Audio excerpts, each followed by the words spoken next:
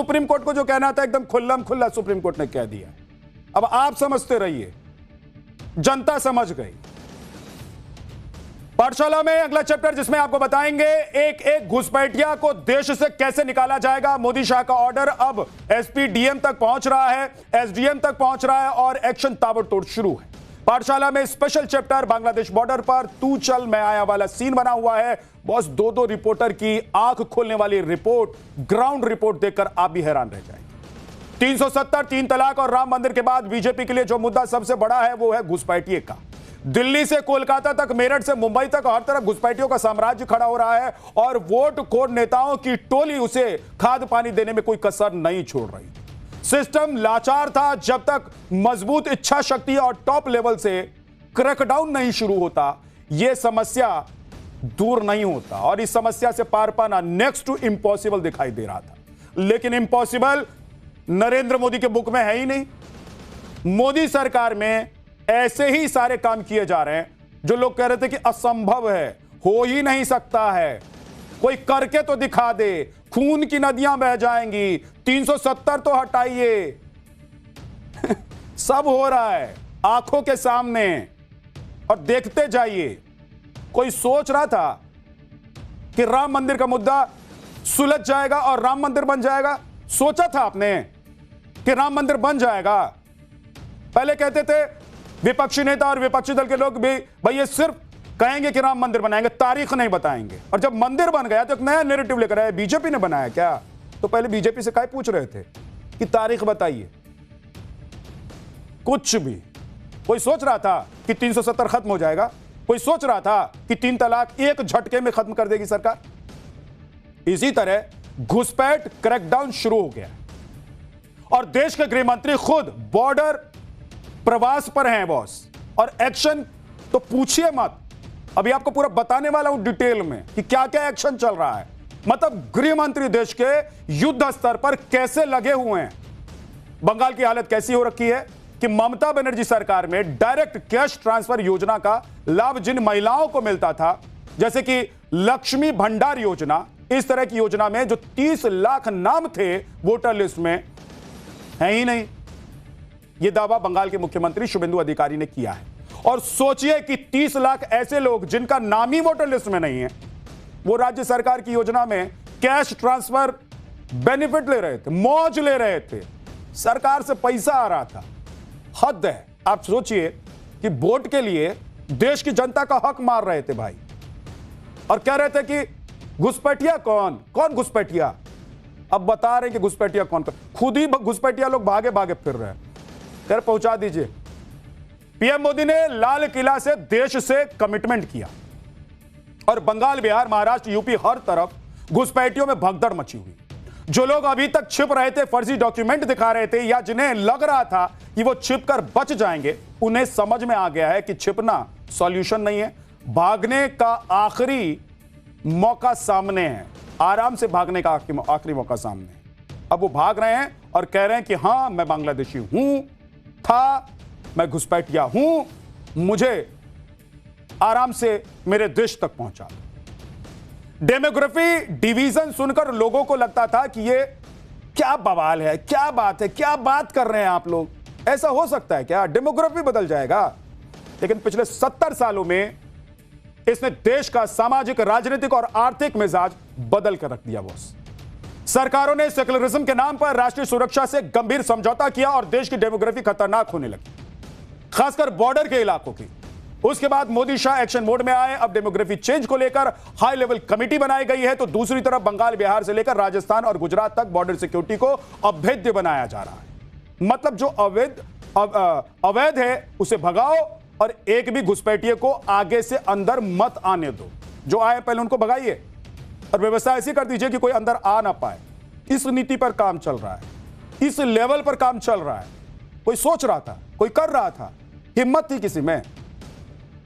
सबसे पेंडिंग काम बंगाल में था, जहां 15 साल से इस घुसपैठ को मानने से लोग इनकार करते रहे थे। और लोग क्या, विपक्षी पार्टियां इनकार, वो लोग इनकार कर रहे थे जिनका ये वोट बैंक बने हुए थे। अब जो बंगाल में 15 साल में नहीं हुआ, वो 15 दिन में हो गया बॉस। देखिए, भारत बांग्लादेश बॉर्डर पर बचे हुए हिस्से में फेंसिंग लगाने का काम फिर से शुरू हो गया है। अवैध बांग्लादेशियों को पकड़कर होल्डिंग सेंटर में पहुंचाया जा रहा है। घुसपैठियों को खदेड़ने के लिए डिटेक्ट, डिलीट और डिपोर्ट पॉलिसी लागू कर दी गई है। पीएम मोदी का मैसेज क्लियर है कि देश में जो डेमोग्राफी डिवीजन हो रहा है उस पर अब सिर्फ रिपोर्ट नहीं आएगी बल्कि उस पर एक्शन भी होगा। इसके लिए बिहार में काम हो रहा है, बंगाल में भी ग्राउंड पर एक्शन दिखाई दे रहा है। यूपी के सीएम योगी ने इस टास्क को पहले ही पूरा कर दिया। अमित शाह ने क्या एक्शन प्लान बनाया है आज वो आपको बताने हैं। लेकिन पहले बंगाल में घुसपैठियों के बीच मची भगदड़ का एक ट्रेलर देखिए।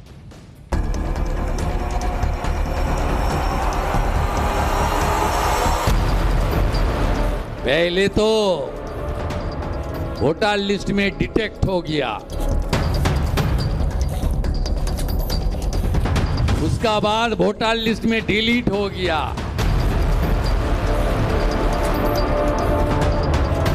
अभी तो टाइम आ गया है बंधु डिपोर्ट करने का।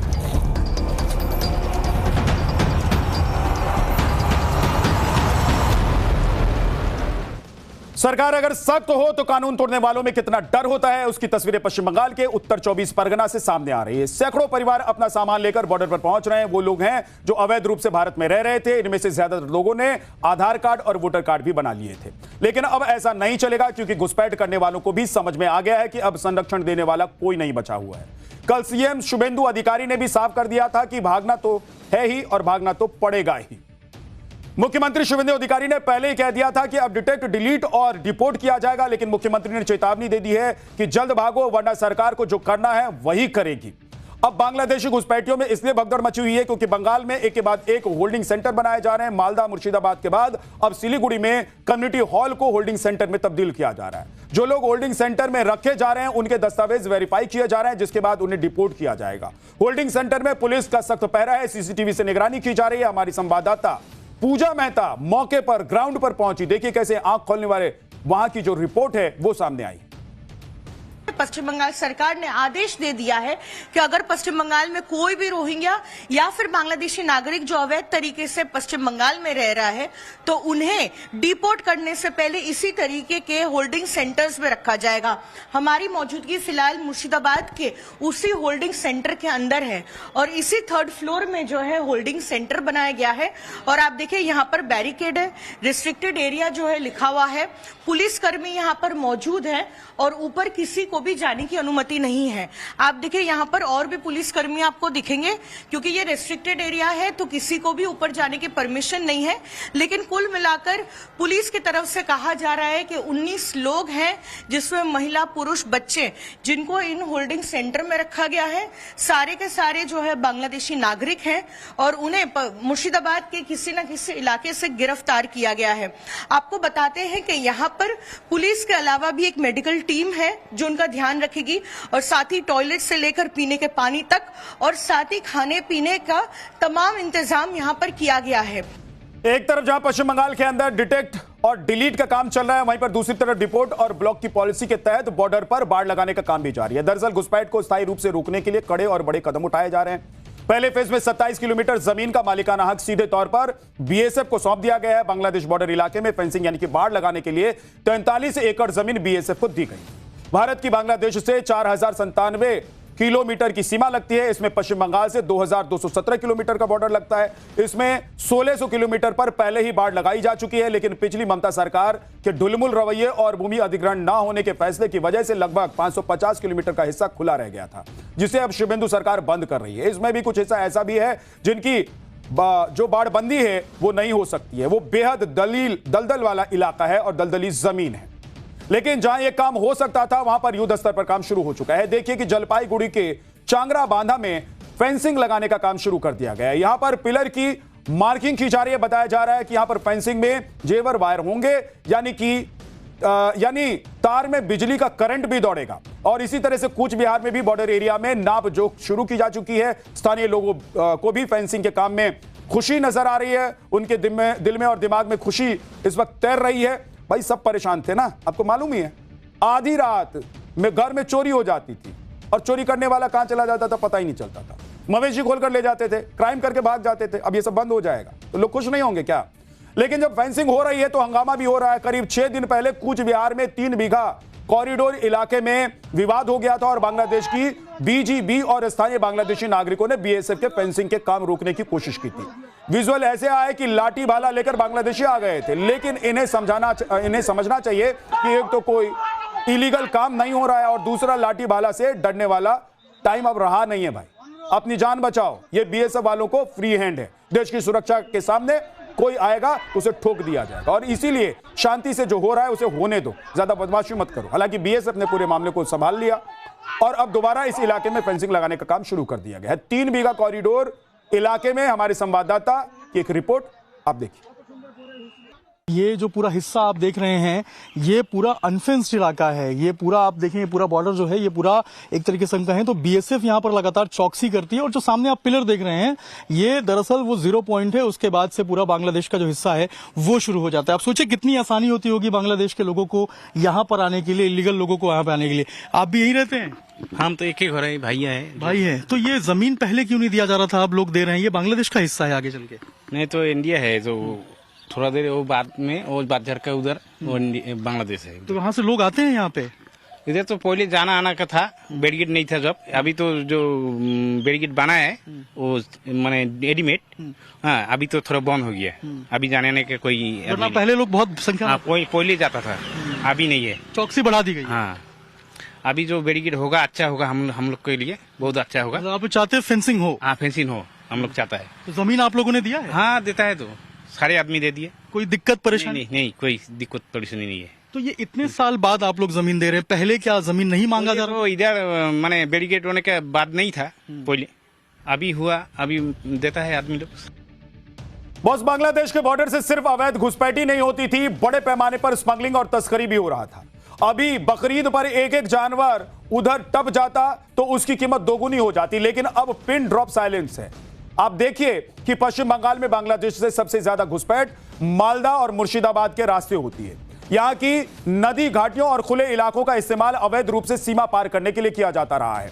इसके अलावा उत्तर 24 परगना, नादिया और दक्षिण दिनाजपुर भी संवेदनशील इलाके माने जाते हैं। इन जिलों में अंतर्राष्ट्रीय सीमा घनी आबादी वाले क्षेत्रों और बाजारों से होकर गुजरती है और यही वजह है लगातार हो रही घुसपैठ का असर यह हुआ कि बंगाल सहित कई प्रदेशों में डेमोग्राफी भी बदल गई। आप केंद्र सरकार ने देखिए कि केंद्र सरकार की तरफ से जो बातें कही जा रही थी उसमें लोग कह रहे थे कि झूठे मुट्ठे में सब चल रहा है, झूठे मुट्ठे में चल रहा था। अब केंद्र सरकार ने देश की आबादी में हो रहे इस असामान्य बदलाव की स्टडी के लिए हाई लेवल कमेटी का गठन कर दिया, क्योंकि बहुत जरूरी हो गया था ये। इस हाई लेवल कमेटी की घोषणा पीएम मोदी ने 15 अगस्त 2025 को लाल किले से की थी, आपको याद होगा। यह कमेटी पता लगाएगी कि कहां आबादी अचानक बहुत ज्यादा बढ़ गई है। हर स्तर पर आबादी में बदलावों को रिपोर्ट बनाई जाएगी और आबादी बढ़ने वाले क्षेत्रों में सीमित संसाधनों से अतिरिक्त दबाव कम करने के लिए नीतियां बनेंगी। साथ ही भविष्य में सीमा सुरक्षा मजबूत करने के लिए भी कदम उठाए जाएंगे और नागरिकता नियमों को कड़ा करने के लिए कानून लागू किए जा सकते हैं। अवैध घुसपैठ के बाद कैसे कुछ इलाकों में डेमोग्राफी बदल रही है ये देखेंगे तो आप भी चौंक जाएंगे, आपके होश उड़ जाएंगे। मई 2024 में पीएम की आर्थिक सलाहकार परिषद ने एक रिसर्च पेपर जारी किया था जिसका शीर्षक था share of religious minorities across country analysis 1950 to 2015, यानी कि 1950 से 1915 के बीच। रिपोर्ट के मुताबिक 1950 से 2015 के बीच कुल आबादी में हिंदू आबादी 7.82% कम हो गई और इसी दौरान मुस्लिम आबादी 9.84% से बढ़कर 14.09% हो गई, जबकि ईसाई 0.12% और सिख 0.61% बढ़े। असम के पूर्व राज्यपाल एसके सिन्हा ने 1998 में अवैध घुसपैठ पर एक रिपोर्ट तैयार की थी। बॉस, रिपोर्ट के मुताबिक बांग्लादेश से घुसपैठ से असम के कई सीमावर्ती जिलों में मूल निवासी अल्पसंख्यक होते जा रहे हैं। 2003 में सेंटर फॉर पॉलिसी स्टडीज ने भी अवैध घुसपैठ पर एक रिपोर्ट दी थी जिसके मुताबिक 1951 में बंगाल में मुसलमानों की हिस्सेदारी 19.5% थी, जो 2011 में 27% हो गई। बॉस, आप सोचिए कि कितना कुछ बदल गया। लेकिन बंगाल के पश्चिमी जिलों बांकुड़ा और पुरुलिया में यह स्थिर या फिर धीमी बढ़ी, जबकि बांग्लादेश सीमा से सटे जिलों में औसत से दोगुनी तिगुनी रफ्तार में यह आबादी बढ़ गई। बिहार के किशनगंज में 1951 में मुस्लिम आबादी 40% थी, 2011 में 68% हो गई। वहीं कटिहार, पूर्णिया और अररिया में भी मुस्लिम आबादी 11 से 12% तक बढ़ गई है। आप सोचिए कि कितना कुछ बदल गया। ये लोग कह रहे हैं कि क्या हो रहा है, कुछ नहीं बदल रहा है, बदल रहा है। पाठशाला में अब सवालों के घेरे में फंसी सीबीएसई का चैप्टर। पहले नीट, अब सीबीएसई भी फेल। देश के सामने इस परीक्षा संकट का स्थायी हल क्यों नहीं? सीबीएसई की कॉपी में स्कैनिंग से लेकर बीच का पेपर तक गायब हो गया। यह किसने किया? छात्रों को जवाब कौन देगा? आमतौर पर यह माना जाता है कि